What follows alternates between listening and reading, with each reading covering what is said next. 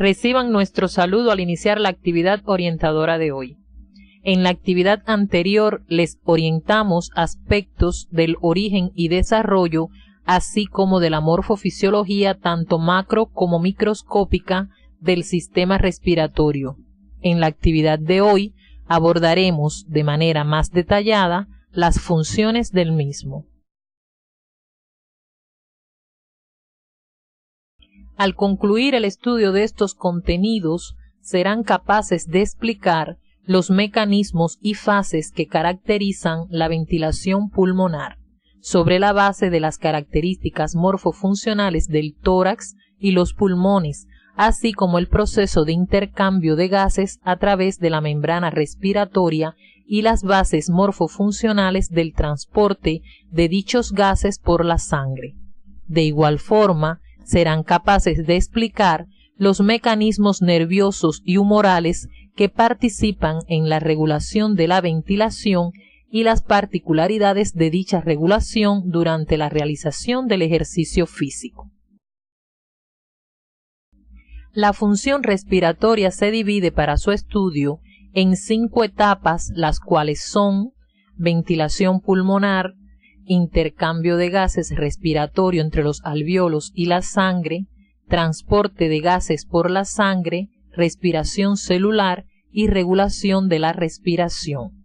De todas estas etapas, solo estudiaremos 4 debido a que la etapa de respiración celular, que es en la que las células utilizan el oxígeno para su metabolismo y producto de este producen dióxido de carbono, ya fue objeto de estudio en la morfofisiología 1. Por esta misma razón, los textos de fisiología no contemplan esta etapa al ser objeto de estudio de la bioquímica. Comenzaremos por la fase de ventilación pulmonar, que podemos definir como el conjunto de mecanismos mediante los cuales el aire entra y sale de los pulmones. Consta de 2 etapas, la inspiración o entrada del aire a los pulmones y la expiración o salida del aire de los mismos. Para lograr la entrada del aire a los pulmones, es necesaria la acción de los músculos inspiratorios que expanden la caja torácica aumentando todos sus diámetros.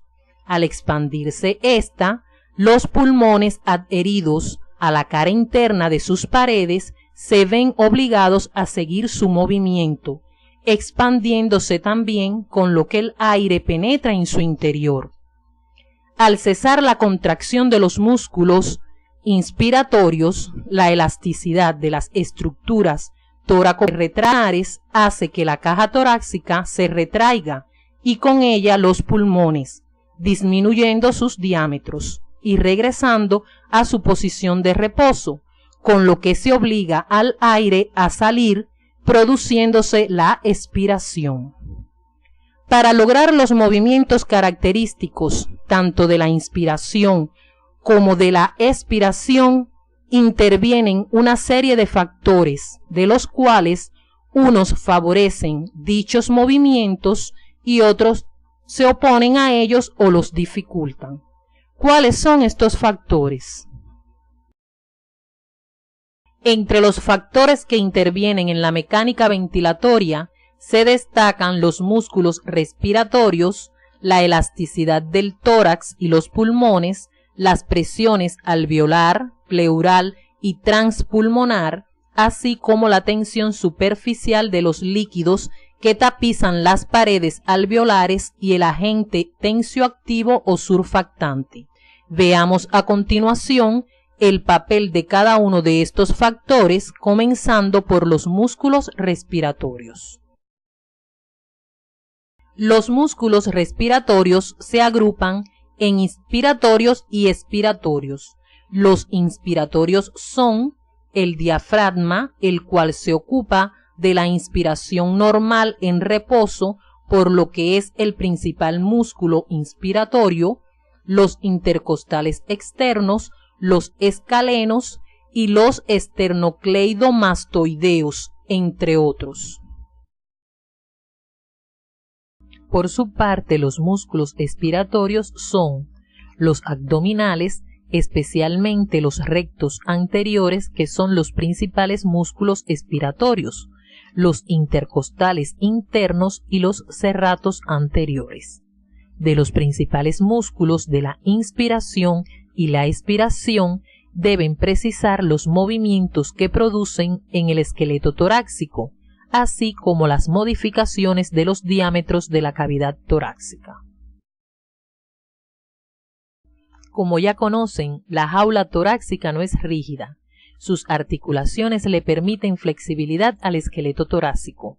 Por otra parte, la abundancia de fibras elásticas en la constitución del tejido pulmonar le confiere gran elasticidad, de manera que en condiciones normales el tórax y los pulmones se expanden fácilmente y de igual forma se retraen al cesar las fuerzas que los expandieron.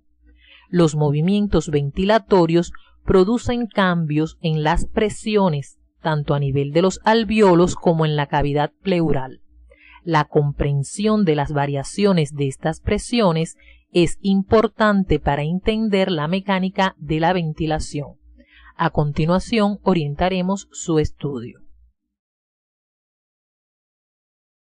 La presión intraalveolar es la que se registra a nivel de los alvéolos. En reposo ventilatorio y con la glotis abierta, la presión intraalveolar es igual a la presión atmosférica, o sea, tiene un valor relativo de 0 milímetro de mercurio. Al producirse la inspiración normal de reposo, se expanden los pulmones y como según la ley de Boyle a mayor volumen, menor presión, la presión intraalveolar disminuye alcanzando el valor relativo de menos 1 milímetro de mercurio. Esta diferencia de presión hace que el aire entre a los pulmones. Al relajarse el diafragma, los pulmones se retraen disminuyendo su volumen y como a menor volumen, mayor presión, la presión intraalveolar aumenta hasta 1 milímetro de mercurio, obligando al aire a salir de los pulmones. Otro parámetro de interés es la presión intrapleural. La presión intrapleural es la que se registra en el interior de la cavidad pleural. Como ya conocen, la cavidad pleural es una cavidad virtual. La elasticidad del tejido pulmonar, conjuntamente con la tensión superficial de la capa de líquido que tapiza las paredes alveolares, hace que los pulmones tengan una permanente tendencia a la retracción o al colapso, lo que determina que se genere una presión negativa en la cavidad pleural, que en reposo ventilatorio tiene un valor relativo normal de menos 4 milímetros de mercurio.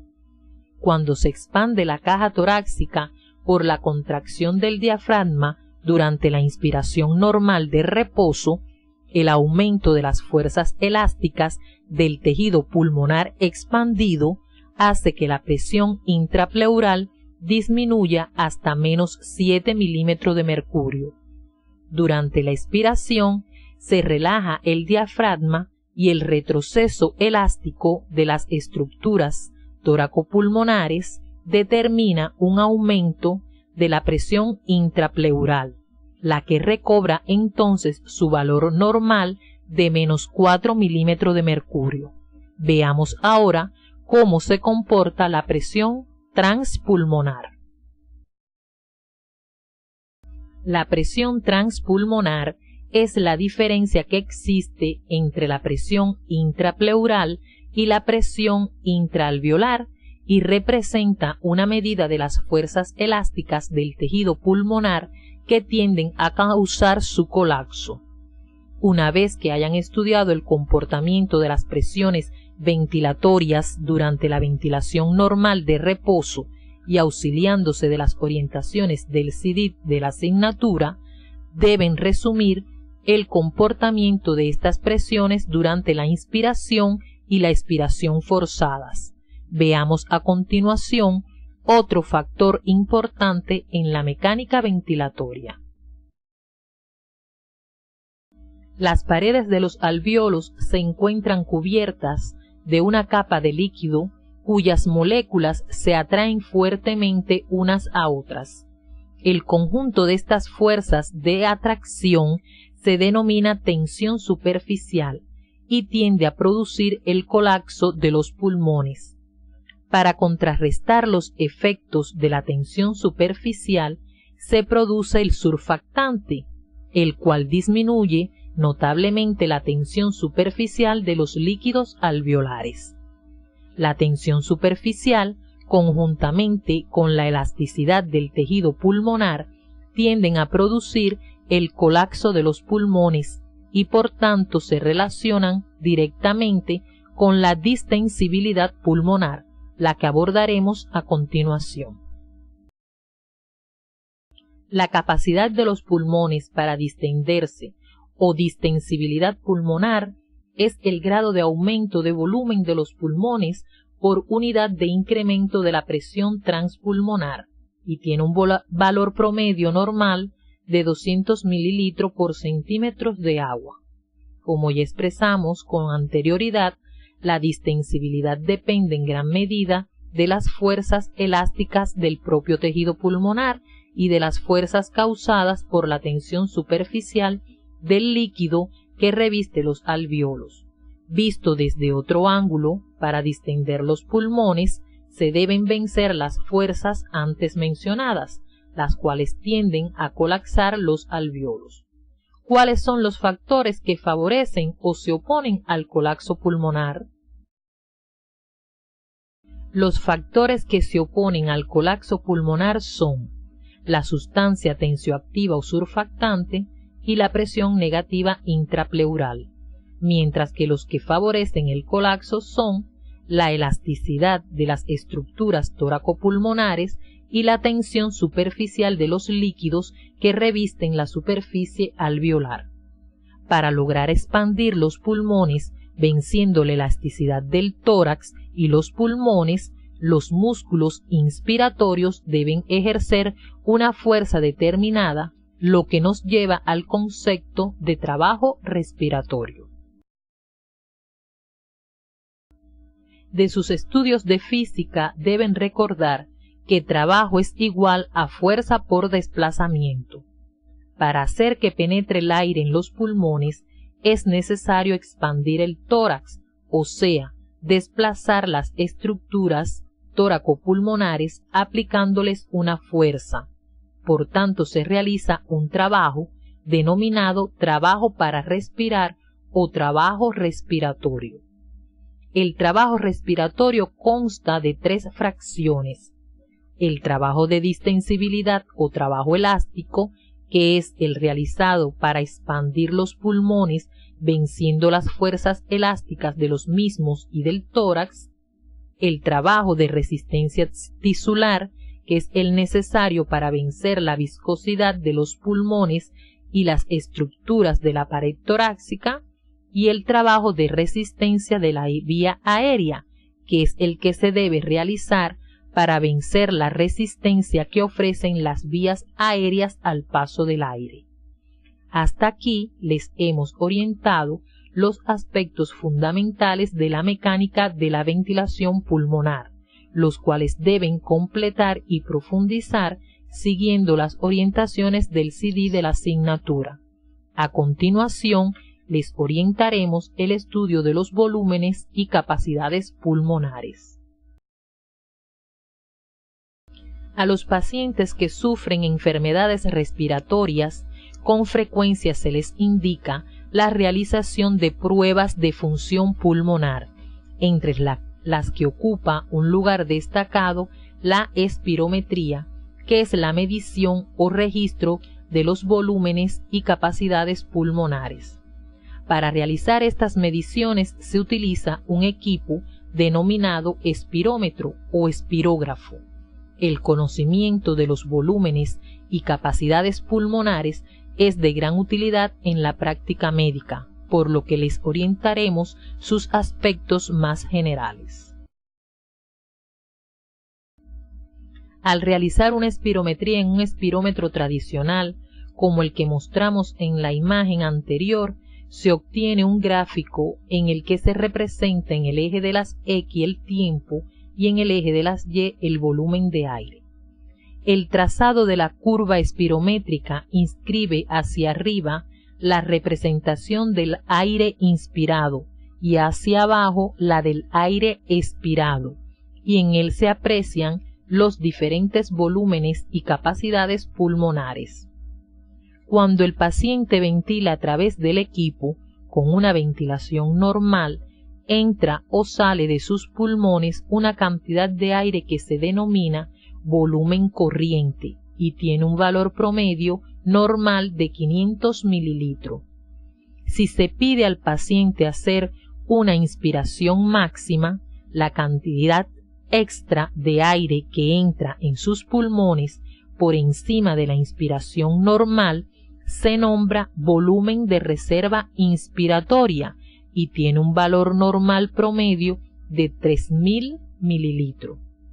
Si se le pide al paciente hacer una expiración máxima, el volumen de aire que es capaz de desplazar de sus pulmones por encima de la expiración normal se denomina volumen de reserva expiratoria y tiene un valor normal de 1100 mililitros. Aun haciendo un esfuerzo expiratorio máximo, los pulmones no se vacían completamente. El volumen de aire que queda en los pulmones en esas condiciones se denomina volumen residual y, como se habrán dado cuenta, no se puede medir con el espirómetro tradicional. Su valor se calcula con técnicas morfométricas o radiológicas y es en promedio de 1200 mililitros. Además de los volúmenes pulmonares, existen las capacidades, las cuales resultan de la suma de dos o más volúmenes. La suma del volumen corriente más el volumen de reserva inspiratoria da lugar a la capacidad inspiratoria, que tiene un valor normal promedio de 3500 mililitros. Si se suman el volumen de reserva expiratoria y el volumen residual, se obtiene la capacidad funcional residual con un valor normal de 2300 mililitros, mientras que si se suman el volumen corriente, el volumen de reserva inspiratoria y el volumen de reserva expiratoria, el resultado se nombra capacidad vital y tiene un valor promedio normal de 4600 mililitros. La suma de los cuatro volúmenes se denomina capacidad pulmonar total. Equivale a la cantidad total de aire que pueden contener los pulmones y asciende a unos 5800 mililitros. Debemos destacar que los valores de los volúmenes y capacidades pulmonares varían con el sexo, la talla y la edad. A partir de estos parámetros se pueden calcular los valores ideales de cada individuo. Además de estos, existen otros volúmenes y capacidades de utilidad práctica que veremos a continuación. Entre estos volúmenes y capacidades tenemos la capacidad vital forzada, la que resulta de registrar una expiración forzada o máxima a partir de una inspiración también máxima. Dicho de otro modo, se le pide al paciente que llene al máximo sus pulmones y luego expulse todo el aire lo más rápido que le sea posible. Su valor en volumen es igual al de la capacidad vital. Además, es de interés el volumen expiratorio forzado en el primer segundo, que es el volumen de aire que se desplaza durante el primer segundo de la capacidad vital forzada y normalmente tiene un valor mayor del 80% del volumen de esta. Tanto la capacidad vital forzada como el volumen expiratorio forzado en el primer segundo tienen gran utilidad práctica en el diagnóstico pronóstico y evolución de los trastornos ventilatorios, los que resumiremos a continuación. Los trastornos de la ventilación son de tres tipos: obstructivos, restrictivos y mixtos. En los trastornos ventilatorios de tipo obstructivos, como su nombre lo indica, se produce obstrucción de las vías respiratorias, limitando fundamentalmente la salida del aire o expiración. El ejemplo típico es el asma bronquial, en la que se produce broncoconstricción disminuyendo el diámetro de los bronquios por espasmo del músculo liso de sus paredes y aumenta notablemente el trabajo de resistencia de la vía aérea. En este tipo de trastorno ventilatorio disminuye el volumen expiratorio forzado en el primer segundo, mientras que la capacidad vital forzada suele ser normal. Los trastornos restrictivos se caracterizan por afectar la elasticidad del tórax y los pulmones y limitar la expansibilidad tóraco-pulmonar. Afectan fundamentalmente la entrada del aire o inspiración. Un ejemplo típico de este tipo de trastorno ventilatorio es la fibrosis pulmonar, en la que la proliferación de fibras colágenas en el tejido pulmonar limita la capacidad de los pulmones para distenderse. En este tipo de trastorno disminuye la capacidad vital forzada, mientras que, al no existir obstrucción, el volumen expiratorio forzado en el primer segundo es normal. Los trastornos ventilatorios mixtos tienen características obstructivas y restrictivas, por lo que en ellos se afecta la distensibilidad tóraco-pulmonar y se obstruyen las vías aéreas. En estos trastornos disminuyen tanto la capacidad vital forzada como el volumen expiratorio forzado en el primer segundo.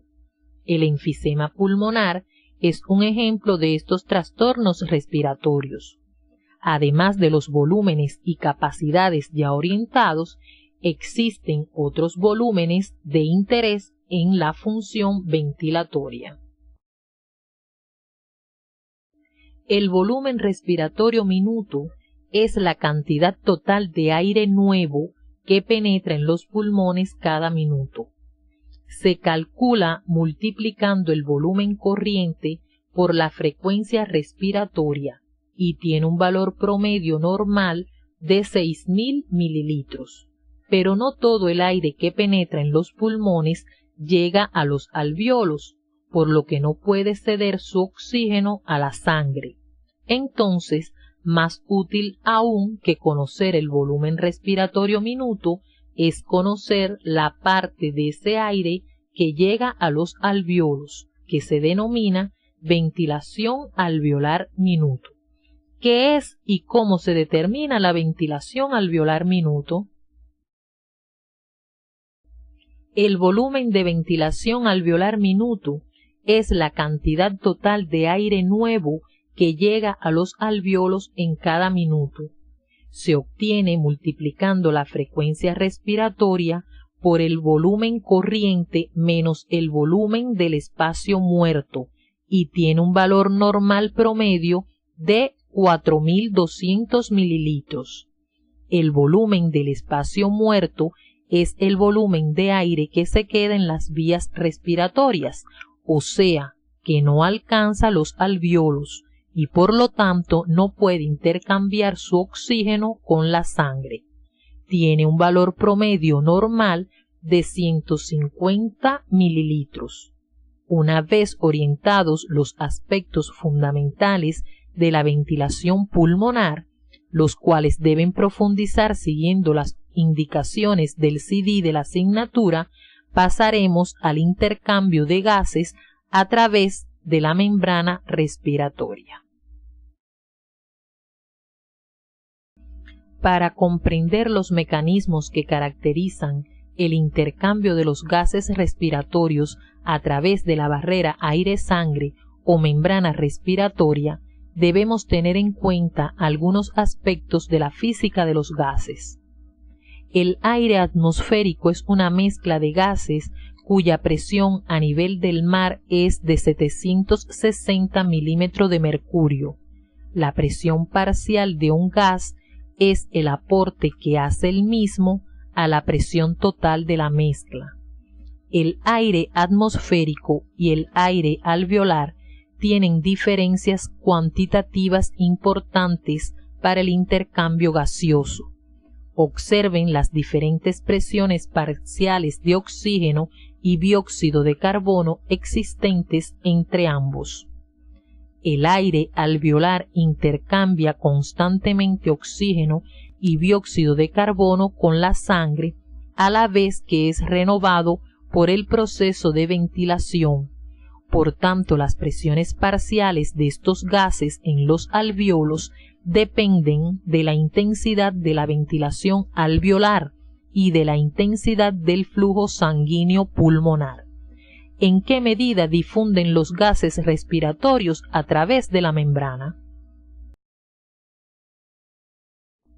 La capacidad de la membrana respiratoria para intercambiar los gases se puede expresar cuantitativamente con el nombre de capacidad de difusión de la membrana respiratoria, que se define como el volumen de un gas que difunde a través de la membrana por minuto, para una diferencia de presión de 1 milímetro de mercurio.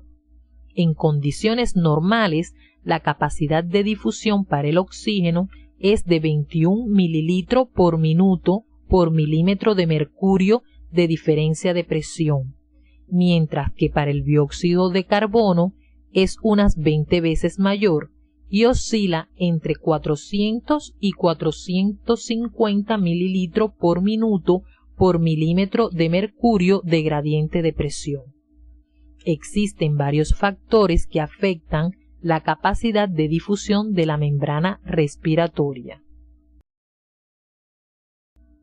Los factores que afectan la capacidad de difusión de la membrana respiratoria son el espesor de la membrana, el cual es inversamente proporcional a la capacidad de difusión, o sea, a mayor espesor de la membrana, menor capacidad de difusión y viceversa. La superficie o área de la membrana, que es directamente proporcional a la capacidad de difusión, de modo que a mayor superficie o área de membrana, mayor capacidad de difusión y viceversa. El gradiente de presión del gas a ambos lados de la membrana es también directamente proporcional a la capacidad de difusión. A mayor gradiente de presión, mayor capacidad de difusión. Por último, tenemos el coeficiente de difusión del gas en la sustancia propia de la membrana, el cual es directamente proporcional a la capacidad de difusión, con la particularidad de que es una constante propia para cada gas. El dióxido de carbono tiene una solubilidad 20 veces mayor que el oxígeno. Con la ayuda del profesor, analicen las relaciones de las variaciones de cada uno de estos factores con las variaciones que determinan en la capacidad de difusión de la membrana y las posibles causas de dichas variaciones. A continuación abordaremos otro factor de importancia en el intercambio de gases a través de la membrana respiratoria. El éxito del intercambio de los gases respiratorios a través de la membrana no solo depende de la ventilación alveolar, sino también del flujo sanguíneo pulmonar. Ambos son imprescindibles para la hematosis y de su relación surge un parámetro importante que es la relación ventilación pulmonar, flujo sanguíneo pulmonar o relación ventilación-perfusión. Veamos a continuación aspectos de interés de esta relación. En la imagen se muestra el diagrama presión parcial de oxígeno, presión parcial de dióxido de carbono, ventilación alveolar, flujo sanguíneo pulmonar, en el que se aprecia que cuando la ventilación alveolar es normal y el flujo sanguíneo pulmonar también, las presiones parciales de oxígeno y dióxido de carbono en los alvéolos son normales y la relación ventilación-perfusión es normal. Existe entonces un intercambio gaseoso adecuado. Sin embargo, cuando alguno de estos dos factores se altera, se afecta el intercambio gaseoso. Partiendo del valor normal de la relación en la curva, si disminuye el valor de la relación, o sea, si tiende a cero, quiere decir que existe alteración de la ventilación pulmonar. Contrariamente, si el valor de la relación aumenta, o sea, si tiende a infinito, entonces se encuentra disminuido el flujo sanguíneo pulmonar. Una vez que el aire llega a los alvéolos, se produce el intercambio de los gases a través de la membrana respiratoria o barrera aire-sangre. Como vimos anteriormente, el aire alveolar tiene una presión parcial de oxígeno de 104 milímetros de mercurio, mientras que la sangre venosa, que llega a los alvéolos por los extremos arteriales de los capilares pulmonares, tiene una presión parcial de oxígeno de solo 40 milímetros de mercurio. Esta diferencia determina la existencia de un gradiente de presión de oxígeno de 64 milímetros de mercurio a ambos lados de la membrana, que lo hace difundir desde el alvéolo al capilar.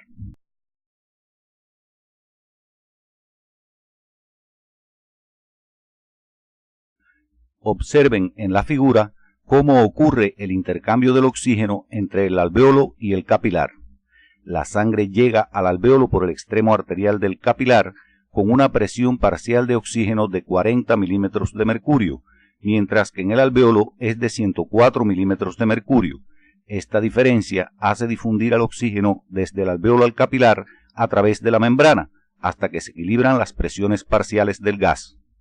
Fíjense en la curva que representa el transcurso del proceso de difusión en condiciones normales.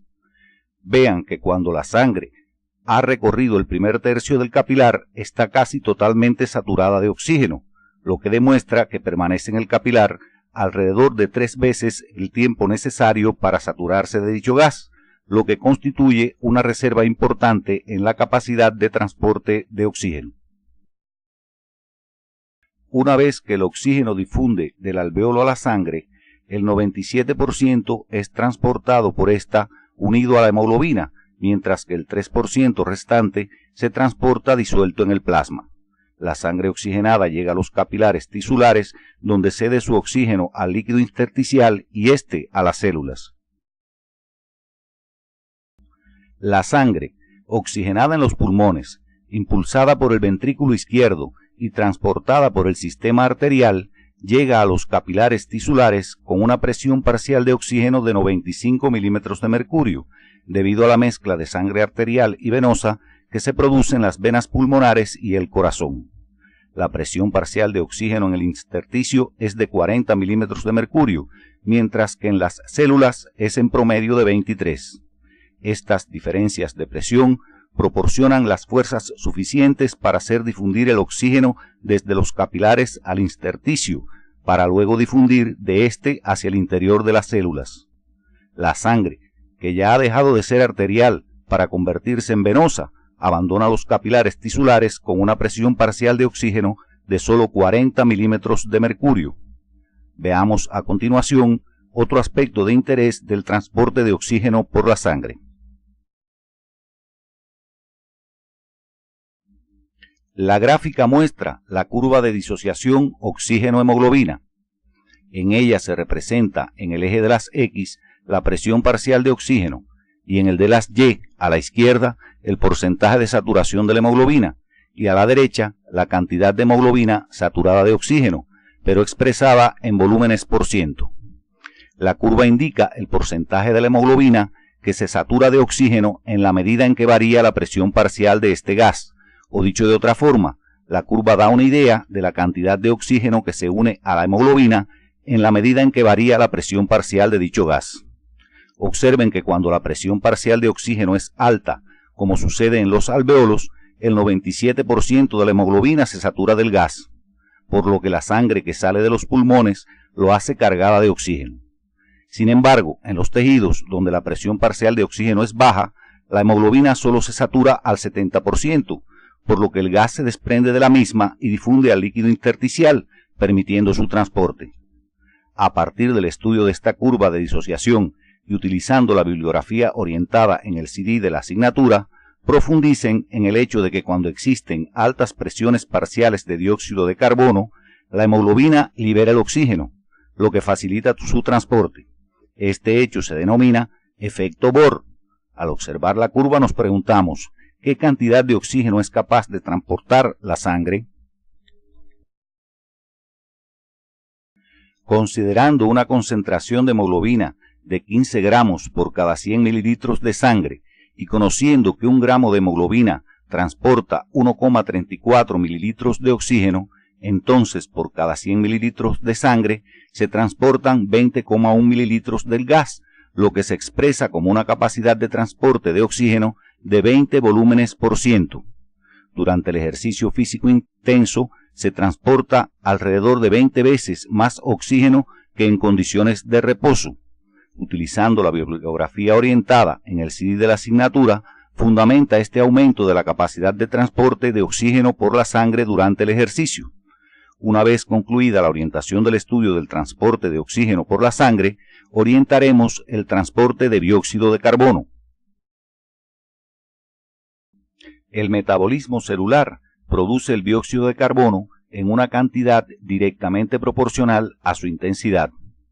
En general se acepta que la presión parcial de dióxido de carbono en el interior de las células es de 46 milímetros de mercurio, mientras que en el intersticio es de 45, estableciéndose un gradiente de presión de solo 1 milímetro de mercurio, suficiente para hacerlo difundir hacia afuera de la célula debido a que éste es 20 veces más difusible que el oxígeno.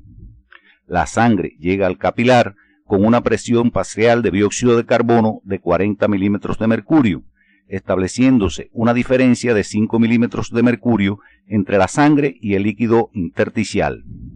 Estas diferencias de presión hacen que el gas difunda del interior de la célula al intersticio y luego de este al interior del capilar, hasta que se equilibran las presiones, por lo que la sangre venosa abandona el capilar con una presión parcial de dióxido de carbono de 45 milímetros de mercurio. Una vez en el interior del capilar, el dióxido de carbono es transportado por la sangre de la forma siguiente. El dióxido de carbono se transporta en la sangre en forma de ion bicarbonato, unido a la hemoglobina y disuelto en el plasma. Al entrar a la luz del capilar, el dióxido de carbono pasa al interior del glóbulo rojo, donde la mayor parte se une al agua del citoplasma en una reacción catalizada por la enzima anhidrasa carbónica para dar como producto el ácido carbónico, débil e inestable, que se disocia en hidrogeniones e iones bicarbonatos que pasan al plasma. En esta forma se transporta el 70% del total del gas transportado por la sangre.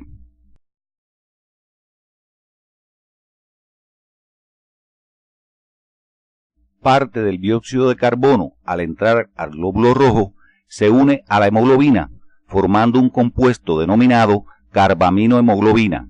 En esta forma se transporta el 23% del dióxido de carbono. El 7% restante del gas, al penetrar al capilar, se disuelve en el plasma o se une a proteínas plasmáticas, transportándose en esta forma.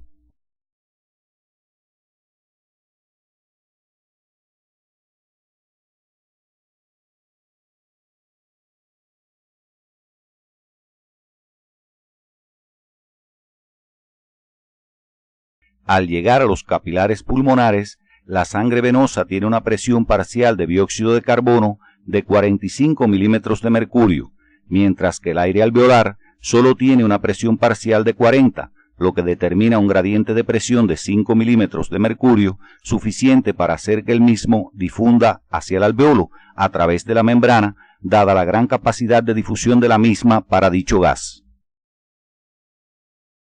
Observen en la figura cómo ocurre el intercambio del dióxido de carbono entre el alveolo y el capilar.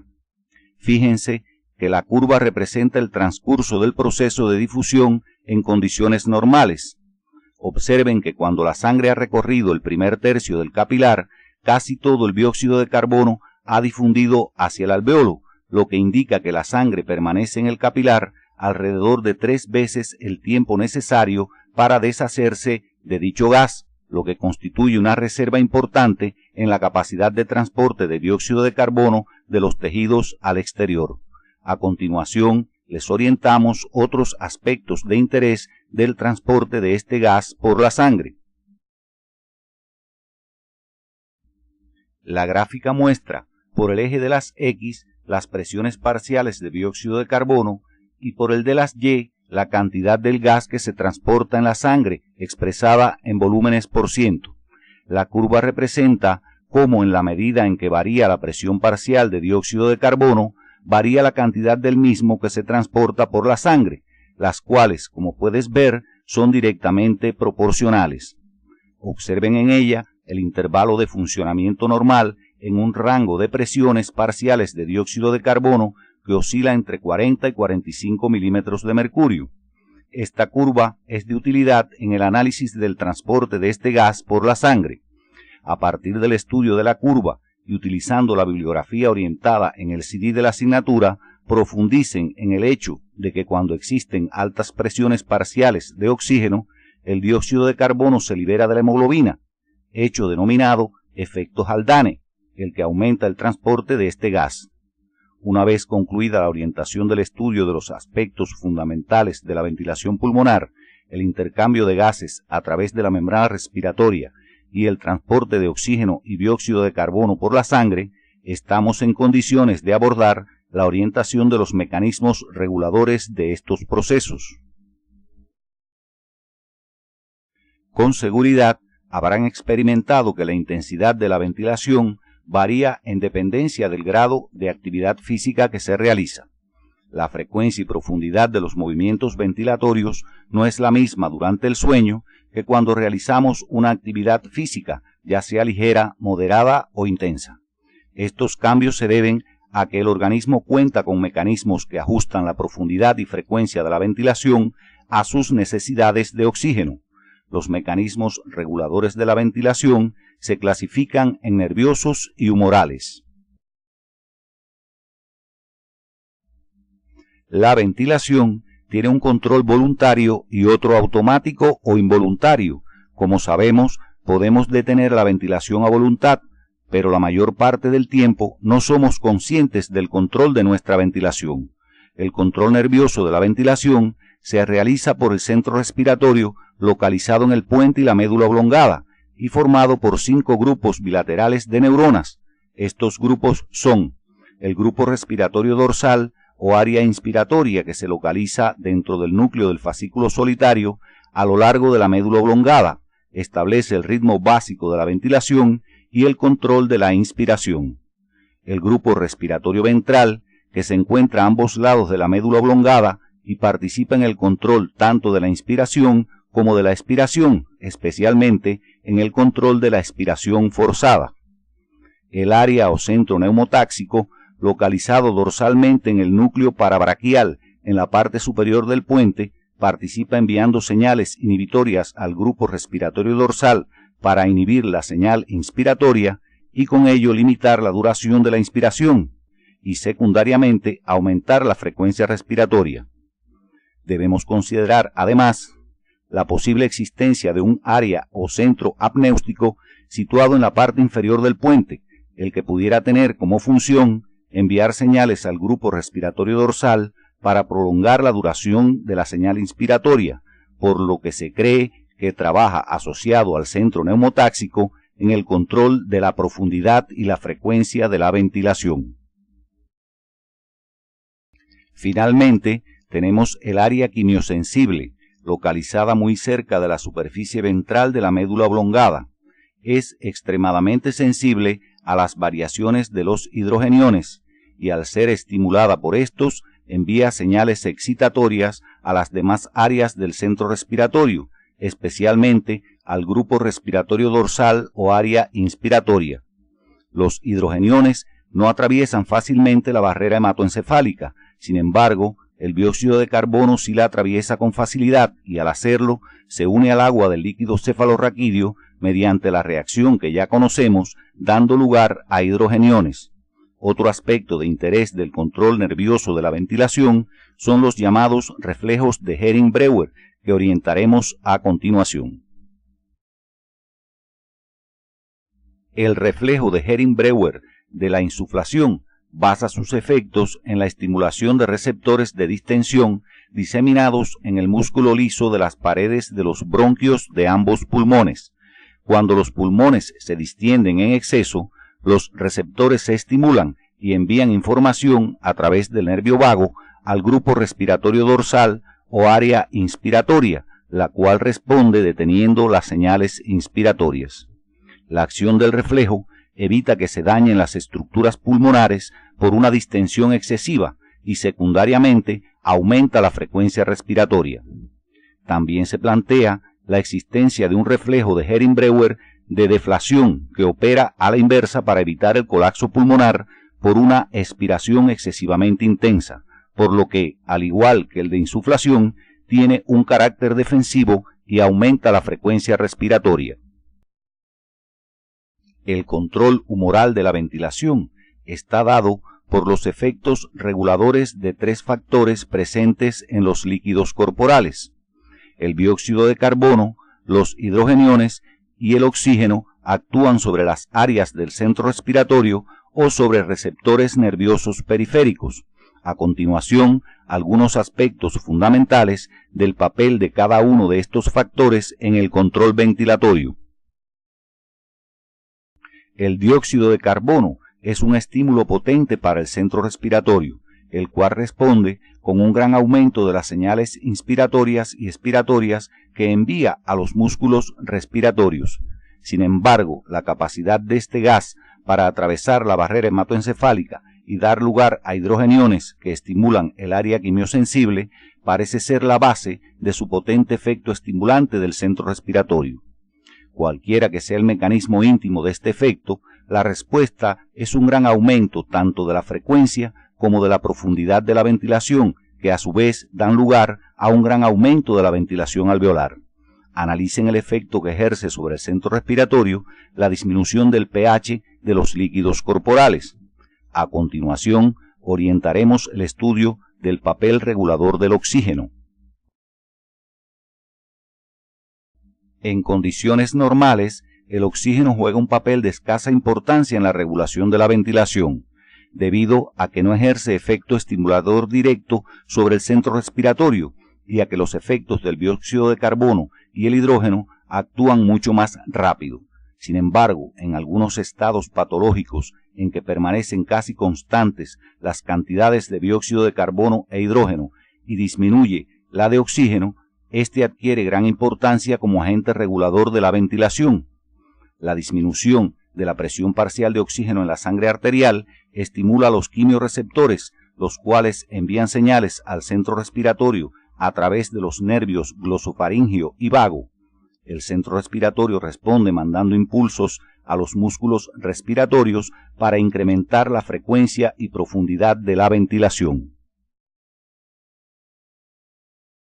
En la presente gráfica se representa por el eje de las X la presión parcial de oxígeno arterial y en el de las Y la frecuencia de descarga de impulsos de un cuerpo carotídeo. La curva representa cómo varía la frecuencia de descarga de los quimiorreceptores ante cambios en la presión parcial de oxígeno de la sangre que los irriga. De forma general, en la medida que disminuye la presión parcial de oxígeno de la sangre arterial, aumenta la frecuencia de descarga de impulso de los quimiorreceptores, pero observen cómo, cuando la presión parcial de oxígeno de la sangre arterial cae por debajo de su valor normal de 95 milímetros de mercurio, el aumento de la frecuencia de descarga de impulso de los quimiorreceptores se acelera considerablemente. Vean además cómo el mayor aumento de la frecuencia de descarga de los quimiorreceptores se produce cuando la presión parcial de oxígeno desciende a valores entre 90 y 60 milímetros de mercurio. El ejercicio físico es una condición que impone una gran sobrecarga de trabajo al aparato respiratorio al incrementarse notablemente la demanda de oxígeno de los músculos. Durante el ejercicio físico intenso, el suministro de oxígeno puede elevarse hasta 20 veces su valor normal. En el mismo, aumenta considerablemente la producción de dióxido de carbono. Sin embargo, este no aumenta mucho su presión parcial en los líquidos corporales, debido a que en la misma medida en que aumenta su producción y paso a la sangre, aumenta casi en proporción lineal la ventilación alveolar y con ella su eliminación, de modo que casi no aumenta su presión parcial en sangre. ¿Cómo entonces se explican el gran aumento de la frecuencia respiratoria y la profundidad de la ventilación que se produce durante el ejercicio intenso? Durante el ejercicio físico, además de los mecanismos reguladores ya estudiados, actúan factores de control adicionales que consisten en señales nerviosas que parten de la corteza motora primaria y llegan al centro respiratorio para incrementar la ventilación. Además, durante el ejercicio se estimulan propioceptores de músculos, tendones y cápsulas articulares, sobre todo de las extremidades, que también envían su información al centro respiratorio para excitarlo aún más. Se considera que estas señales explican la mayor parte del incremento de la ventilación que caracteriza al ejercicio físico intenso, mientras que los mecanismos humorales establecen el ajuste final de la regulación. Al terminar nuestra actividad orientadora de hoy, arribamos a las siguientes conclusiones. La ventilación pulmonar es la fase de la función respiratoria que garantiza el intercambio del aire entre los alvéolos y la atmósfera. Los volúmenes y capacidades pulmonares, el volumen de ventilación alveolar minuto y la razón ventilación alveolar flujo sanguíneo pulmonar son parámetros de gran utilidad por cuanto proporcionan elementos objetivos para su estudio. El intercambio de los gases respiratorios a través de la barrera aire-sangre se realiza por un mecanismo de difusión dependiente de un gradiente de presión. La capacidad de difusión depende de la superficie y espesor de la membrana, el gradiente de presión y el coeficiente de difusión de los gases. La principal forma de transporte del oxígeno es unido a la hemoglobina, mientras que la del dióxido de carbono es en forma de ion bicarbonato.